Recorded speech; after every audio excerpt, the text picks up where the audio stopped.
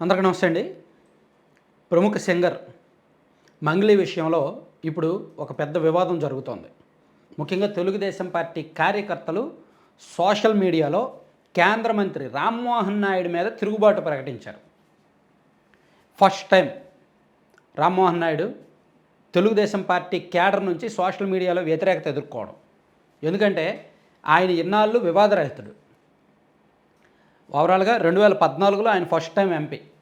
2013 అంటే ఆయన 2012 అనుకుంటా ఆయన ఫాదర్ మరణం తర్వాత ఆయన రాజకీయాల్లోకి వచ్చాడు. 2014లో ఫస్ట్ టైం ఎంపీ, 2019 కూడా ఎదురుగాలిలో గెలిచాడు, 2024లో మంచి మెజార్టీతో గెలిచి ఇప్పుడు కేంద్ర మంత్రిగా ఉన్నాడు. బీసీ లీడరు, మంచి వక్త, బాగా సబ్జెక్ట్ మాట్లాడగలడు, నాన్ స్టాప్గా అనర్గళంగా మాట్లాడగలడు. సో ఆయన అంటే టీడీపీ క్యాడర్కు విపరీతమైన అభిమానం, విపరీతమైన ఇష్టం. సో అటువంటి రామ్మోహన్ నాయుడు మీద తెలుగుదేశం పార్టీ సోషల్ మీడియాలో మోర్ దాన్ 90% మంది తిరుగుబాటు ప్రకటించారు. ఆయన్ను మరీ అంటే టార్గెట్ చేయట్లేదు, కానీ కొంచెం ఎమోషనల్గానే ఫీల్ అవుతున్నారు ఆయన పట్ల. కారణం ఏమిటంటే సింగర్ మంగ్లీ, ప్రముఖ నేపథ్య గాయని మంగ్లీని ఆయన దగ్గరుండి తన కుటుంబ సభ్యురాలిగా అత్యంత ప్రాధాన్యతా క్రమంలో అరసవెల్లి సూర్యనారాయణ స్వామి దేవాలయంలో దర్శనం చేయించి, ప్రోటోకాల్ దర్శనం చేయించి తనతో పాటు తీసుకువెళ్ళి ప్రాధాన్యత ఇచ్చి ఫోటోలు దిగి అవి సోషల్ మీడియాలో షేర్ చేసేసరికి, ఆమె కూడా సోషల్ మీడియాలో షేర్ చేసేసరికి అది బాగా కాంట్రవర్సీ అయింది. ఎందుకంటే మంగ్లీ ఎంతో కొంత వైసీపీకే దగ్గర. ఎంతో కొంత ఏంటి, పబ్లిక్ అందరికీ తెలుసు. ఆమె వైసీపీకి అత్యంత దగ్గరైన మనిషి, దగ్గరైన నేపథ్య గాయని. వైఎస్ఆర్ కాంగ్రెస్ పార్టీ కోసం చాలా పాటలు పాడారు ఆమె. జగన్మోహన్ రెడ్డి గారికి స్వయాన అభిమాని. తెలుగుదేశం పార్టీకి గతంలో అంతకుముందు పాటలు పాడారు. 2019కి ముందు అంటే టీడీపీ అధికారంలో ఉన్నప్పుడు బీసీలకు సంబంధించి ఏదో ఒక పాట ఆమె పాడారు, అది బాగా క్లిక్ అయింది. ఆ తర్వాత 2019లో టీడీపీ ఓడిపోయాక టీడీపీ వాళ్ళు ఆమెను రెండు మూడు పాటలు పాడమని అడిగితే ఆమె పాడలేదు, ఒప్పుకోలే. టీడీపీ పాటలు పాడను అని తెగేసి చెప్పేశారంట. దాంతో ఆమెను టీడీపీ వాళ్ళు దూరం పెట్టారు. వైసీపీకి బాగా దగ్గరయ్యారు. ఈవెన్ వైసీపీ అధికారంలో ఉండగా ఆమె హవా నడిచింది.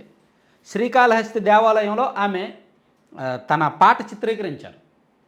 ఒక అతి పెద్ద, అత్యంత కీలకమైన, ప్రతిష్టాత్మకమైన దేవాలయంలో ఎవరికండి ఒక పాట చిత్రీకరించడానికి ఎవరికి అనుమతి ఉంటుంది? కానీ మంగ్లీ వైసీపీ అధికారంలో ఉండగా ఆమె చేశారు.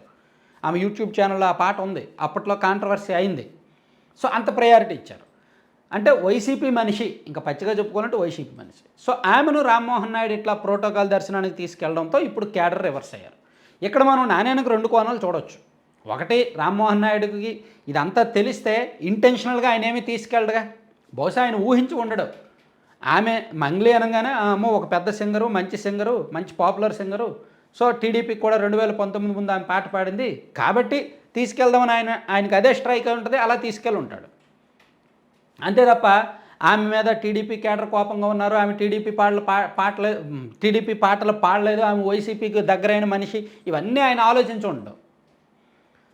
సో అందుకని ఎటువంటి ఇంటెన్షన్స్ అయితే రామ్మోహన్ నాయుడు గారిలో ఉండవు. ఎటువంటి ఇంటెన్షన్స్ ఉంటే ఆయన తీసుకెళ్ళడు, కావాలని కాంట్రవర్సీలోకి దూరడు.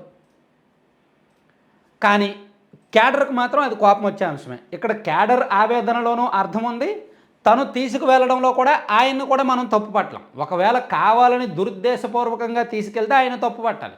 కానీ ఆయనలో ఏముంటాయండి ఇంటెన్షన్స్? ఒక మంగ్లీని చూసిన వెంటనే అందరూ ఒక ప్రముఖ సింగర్గానే చూస్తారు తప్ప ఆమెలో రాజకీయ నాయకురాలనో ఒక పార్టీనో చూడరు కదా. కొంచెం లోతుగా ఆలోచిస్తే తెలుస్తుంది ఆమె వైసీపీ మనిషి అని. సో అంత లోతుగా ఆయన ఆలోచించి ఉండరు. బహుశా ఆయన వెళ్తున్నప్పుడు ఆమె కూడా అక్కడికి వచ్చి ఉంటారు, తనతో పాటు తీసుకెళ్లారేమో లోపలికి. అదే జరుగుంటుంది అక్కడ, అంతమించి జరగదు. కావాలని ఆమె ఎక్కడో ఉంటే నువ్వు రా నేను తీసుకెళ్తాను అని చెప్పరు కదా, అంత సీన్ ఉండదు కదా ఒక కేంద్ర మంత్రికి, అంత దిగజారరు కదా. సో ఇక్కడ మనం క్యాడర్ ఆవేదన అర్థం చేసుకోవాలి. క్యాడర్ విషయంలోనూ వాళ్ళ ఆవేదనలో కూడా అర్థం ఉంది. అట్ ద సేమ్ టైం కేంద్ర మంత్రి గారు కూడా కావాలని ఇలా చేసే టైప్ కాదనేది కూడా అర్థం చేసుకోవాలి. సో ఇవన్నీ అంటే ఇది వైసీపీ వాళ్ళు దీన్ని రాజకీయంగా వాడుకుంటారు. అనవసరమైన వివాదం, ఇది ఒక కొత్త వివాదం టీడీపీలో. ఇప్పటికే కార్యకర్తలకు సరిగ్గా పనులు అవ్వట్లేదు, ప్రయారిటీ దక్కట్లేదు. టీడీపీ వాళ్ళకంటే వైసీపీ వాళ్ళకే పనులు అవుతున్నాయి. సీఎంఓలో కానీ సెక్రటేరియట్లో కానీ వైసీపీ వాళ్ళ ఫైల్స్కి సంతకాలు అవుతున్నాయి. మండల ఆఫీసుల్లో, జిల్లా ఆఫీసుల్లో కూడా వైసీపీ వాళ్ళకే పనులు అవుతున్నాయి అని చాలా చోట్ల క్యాడర్ అసంతృప్తిగా ఉన్నారు. సరిగ్గా అటువంటి దశలో ఇవి కూడా సోషల్ మీడియాలో హల్చల్ చేయడం వలన కొంచెం కేడర్ల బాధ ఆవేదన ఉంటుంది, రివర్స్ అవుతారు.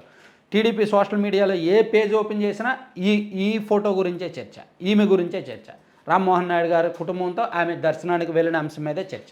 బహుశా ఆ రోజు నాకు తెలిసి ఆ రోజు రథసప్తమి కాబట్టి సూర్యభగవానుడి ఆలయానికి అందరూ వెళ్తారు కాబట్టి ఆయన కుటుంబ సమేతంగా వెళ్తున్నప్పుడు ఆమె కూడా అక్కడికి వచ్చి ఉంటారు, ఆలయం దగ్గరే ఎదురై ఉంటారు, అప్పుడు తనతో పాటు తీసుకెళ్ళి ఉంటారు.